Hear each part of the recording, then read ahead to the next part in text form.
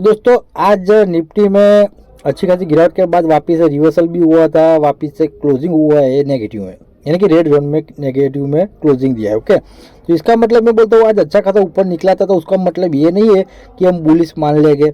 Bullish तो मेरे हिसाब से, आपके हिसाब से आपकी मर्जी, और आपके दूसरे को वीडियो देखते हो तो वो भी जो बोले वो इससे मेरा कोई लेना देना नहीं, लेकिन मेरे हिसाब से तो जब 24,000 ओके 24,000 और 24,200 के बीच में आके उसके बाद रिवर्सल करेगा ना, तो मैं उसको अच्छा खासा ओरिजिनल रिवर्सल मानूंगा।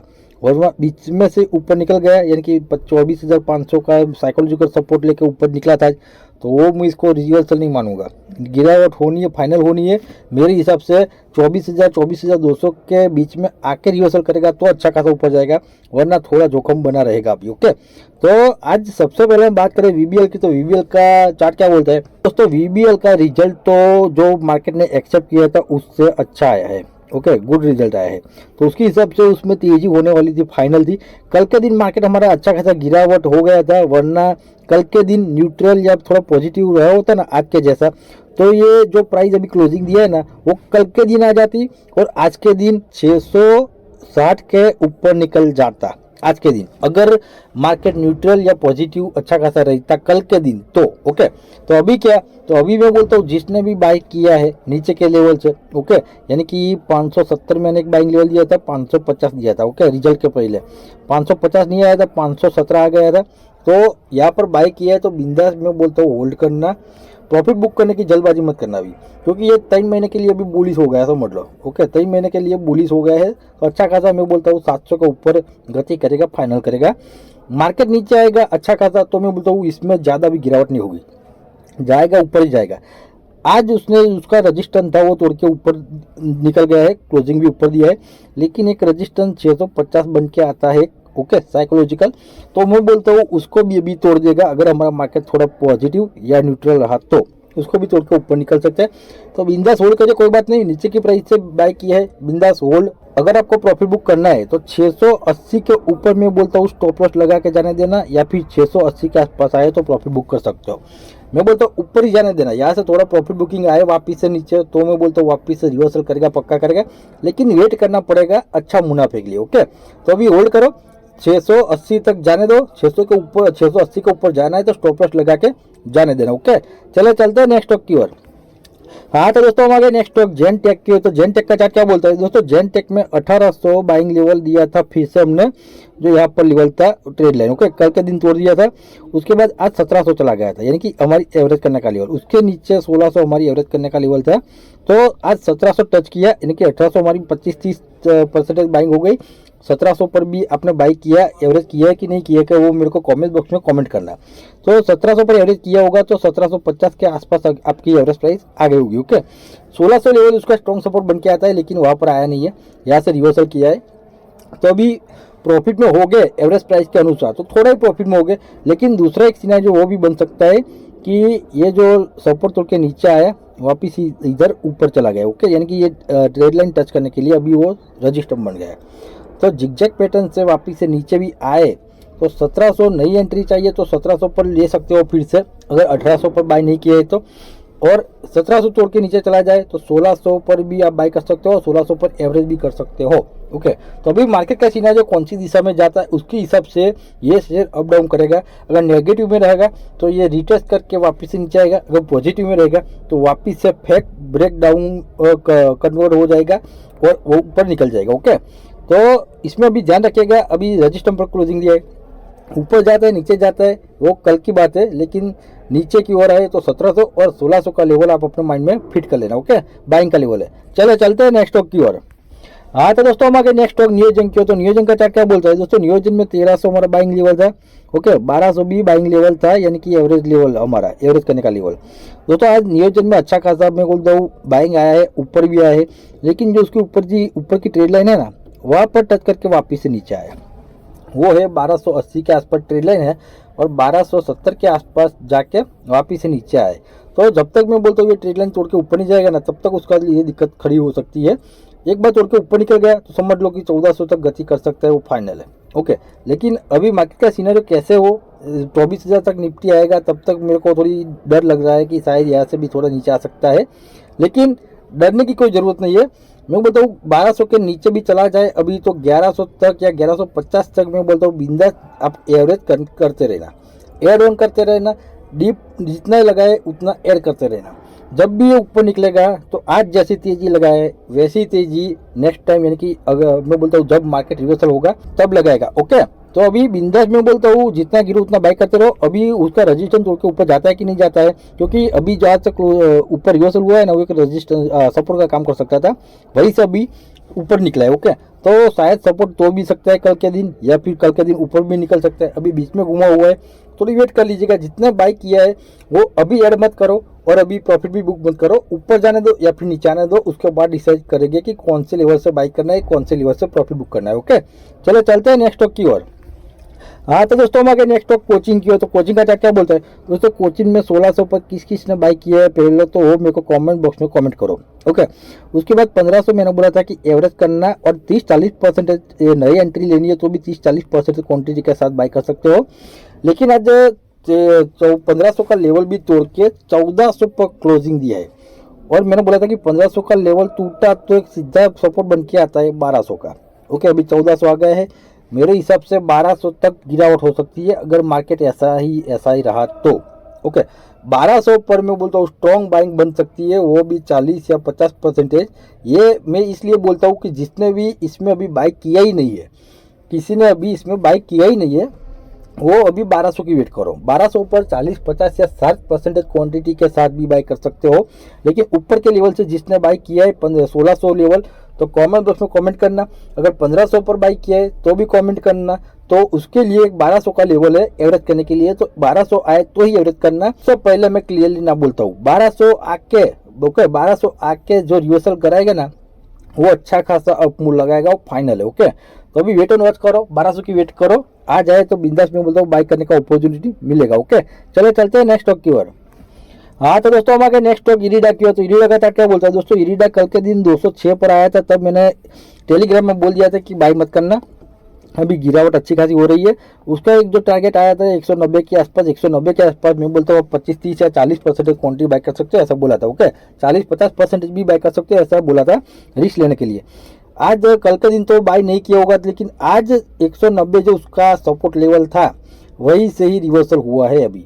ओके, जो टारगेट आया था वो टारगेट के आसपास आके ही मैं बोलता हूँ रिवर्सल हुआ है। 188 के आसपास लो लगाया था, उसके बाद ऊपर निकला है, लेकिन क्लोजिंग भी दिया है। एक रजिस्टर जो ट्रेड लाइन थी ना हमारी पहले से चलती आई है, वही क्लोजिंग दिया है, तो दिक्कत वाली बात है। अगर मार्केट यहाँ से पॉजिटिव हो जाएगा तो ये मैं बोलता हूँ अच्छा खासा पाई जाएगा। क्यों? क्योंकि उसका जो लास्ट कैंडल बनी है ना, गिरावट के साथ बनी है। ओके, गिरावट के बाद बनी है, वो भी ग्रीन में और हैमर टाइप की बनी है। ओके, तो इसका मतलब मैं बोलता हूँ यहाँ से बायर अभी एक्टिव हो सकते हैं और यहाँ से अप मूव लगा सकता है।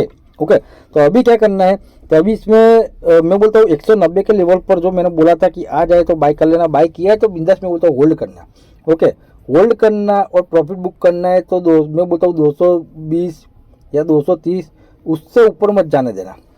ओके, क्योंकि उसका एक रजिस्टेंस का काम कर सकता है, तो 230 220 के बीच में आए तो प्रॉफिट बुक कर सकते हो।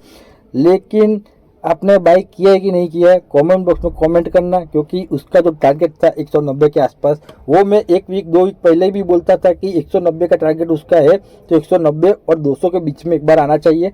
190 के आसपास आके वापस से रिवर्सल किया है, तो अभी बाइंग का मौका मिल गया है आपको, समझ लो। ओके, मिल गया है। गिरावट हो जाए तो एवरेज करने की तैयारी रखनी पड़ेगी, लेकिन प्रॉफिट बुक करना है स्विंग ट्रेडिंग के लिए तो 30-40 पॉइंट में ही आप संतोष मानना, उससे ज़्यादा लालच मत करना। ओके, चले चलते हैं नेक्स्ट स्टॉक की ओर।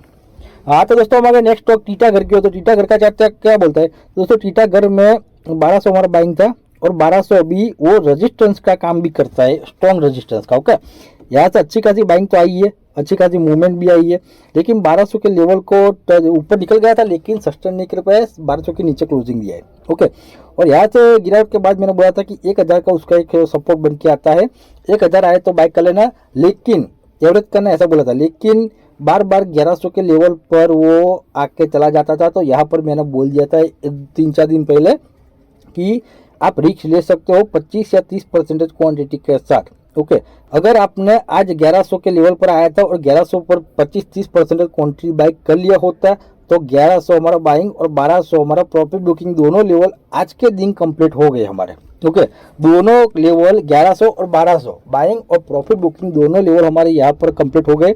1200 एक रेजिस्टेंस है, वो तोड़ के ऊपर निकलेगा तो ऊपर का मुंह आ सकता है, लेकिन मार्केट का सीना जो ऐसा है तो शायद यहाँ से वापस से नीचे भी आ सकता है। तो 1100 के लेवल पर फिर से बोलता हूँ आ जाए तो 25 या 30% क्वांटिटी बाय करके रिस्क ले सकते हो। अभी इसमें हमारा बाइंग और प्रॉफिट बुकिंग दोनों लेवल कंप्लीट हो गए। ओके, चलो चलते हैं नेक्स्ट स्टॉक की ओर।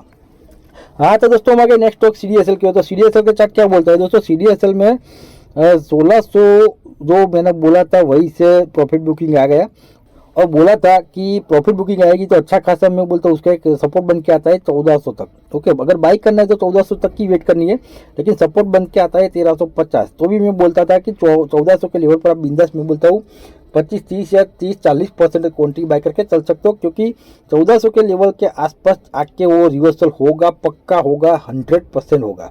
ओके, 1400 और 1350 के बीच में आके वो जबरदस्त रिवर्सल करेगा, और मेरे हिसाब से निफ्टी अभी थोड़ी गिरावट होगी ना तो इस लेवल के आसपास उसको आना ही चाहिए और आना पड़ेगा, पक्का पड़ेगा। आपको प्रॉफिट भी अच्छा खासा मिलेगा अगर 1400 के लेवल पर बाय करोगे तो। जैसे यहाँ पर एक रेंज बनाई थी तो के ऊपर निकला, ओके, बाद में यहाँ पर एक रेंज बनाई है, तो अभी यहाँ से जब नीचे आया था वैसे ही नीचे आ रहा है। तो नेक्स्ट टाइम ऊपर जाएगा तो 1600 के ऊपर जाएगा, फाइनल जाएगा। अगर 1400 और 1350 के बीच में मिल जाए तो इसमें मैं बोलता हूँ आप 50 या 60% क्वांटिटी भी बाय करके चल सकते हो।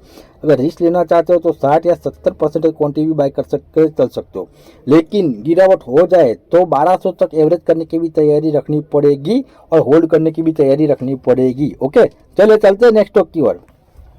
हाँ तो दोस्तों हमारे नेक्स्ट स्टॉक ओलेक्ट्रा की हो, तो ओलेक्ट्रा का चार्ट क्या बोलता है दोस्तों। ओलेक्ट्रा में 1700 पर बाइंग था हमारा। ओके, मैंने बोला था कि आप 20% क्वांटिटी बाय करके चल सकते हो, उसके बाद गिरावट हो गई थी, और 1600 हमारा बाइंग लेवल दिया था नया, और एवरेज करने का भी लेवल दिया था, और 1600 के नजदीक आके वापस से ऊपर निकला था, और कल के दिन रिजल्ट अच्छा आया था तो आज अच्छा खासा ऊपर हुआ था अप की साइड। ओके, 1700 के ऊपर भी चला गया था, लेकिन 1700 उसका रजिस्टर बन गया है तो अभी वो सस्टेन नहीं कर पाया, वो वापस से नीचे आ गया है। तो रिजल्ट भी अच्छा है, लेकिन रिजल्ट के अनुसार उसमें अभी रैली नहीं आई है, यानी कि बुलिश नहीं हुआ है रिजल्ट के अनुसार। लेकिन मैं बोलता हूँ अभी जो प्राइस चलती है ना करंट प्राइस पर, मैं बोलता हूँ 30 या 40% क्वांटिटी या 50 या 60% क्वांटिटी भी बाय करके चल सकते हो बिंदास। ओके, बिंदास यही करंट प्राइस से भी मैंने टेलीग्राम में भी बोला था कि करंट प्राइस पर आप 40-50% क्वांटिटी बिंदास बाय करके चल सकते हो, क्योंकि जब भी ये ऊपर मुंह लगाएगा ना तो नेक्स्ट टाइम मैं बोलता हूँ 1800 का टारगेट अचीव करेगा फाइनल।